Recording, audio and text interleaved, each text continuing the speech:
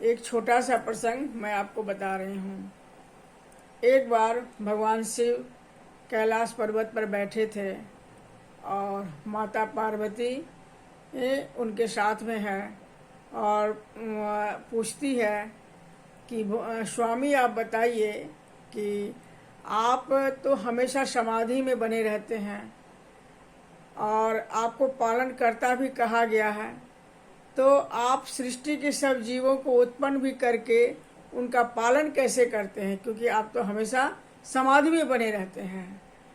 तो भगवान भोलेनाथ कहते हैं कि मैं सारे सृष्टि को समय का मैं बहुत बड़ा पाबंद हूँ, समय से ही मैं सबको सब कुछ देता हूँ।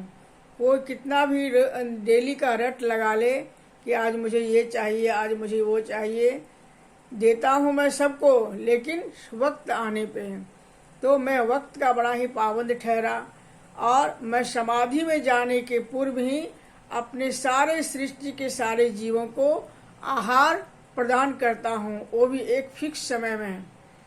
तो माता पार्वती बोलती है कि देखते हैं, आज इनकी परीक्षा लेते हैं कैसे ये अपने शब्दों में सफल होते हैं।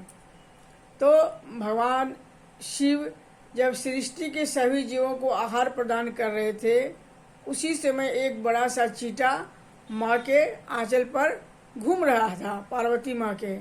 तो उस चींटा को पकड़ के एक छोटी सी डिब्बी में बंद कर लेती है और ये सोचकर कि भगवान शिव से पूछूंगी कि इसका आहार कहाँ है। तो जैसे ही वो उसको बंद कर रही है, उसी समय भगवान भोलेनाथ की दृष्टि पड़ जाती है, क्योंकि माँ इस चीज को छल करना चाहती है और भगवान शिव की नज़र पड़ जाती है। तो भगवान शिव सबको आहार दे देते हैं। फिर माँ पार्वती उनसे पूछती है कि जो आपने समाधि से जाने से पहले सारे जीवों को अन्न प्रदान आहार प्रदान कर दिया। तो भगवान शिव बोलते हैं, हाँ मैं समय का बहुत पक्का हूँ और सारे सृष्टि के जीवों को मैं आहार प्रदान कर दिया।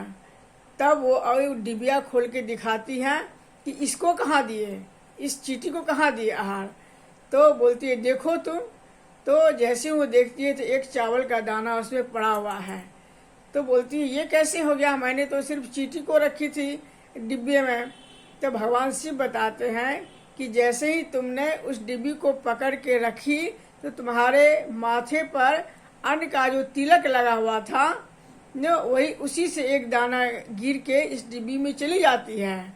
वो भी मेरी कृपा है जिसको तुमने अनुभव नहीं किया और तुम सोच रही थी मेरी परीक्षा लेने के लिए।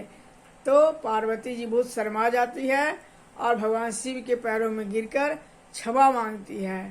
तो यही भोलेनाथ की दया है, उनकी महिमा अपरंपार है, किसी को कोई उनका पार नहीं पा सकता है, माता पार्वती भी नहीं। हर हर महादेव।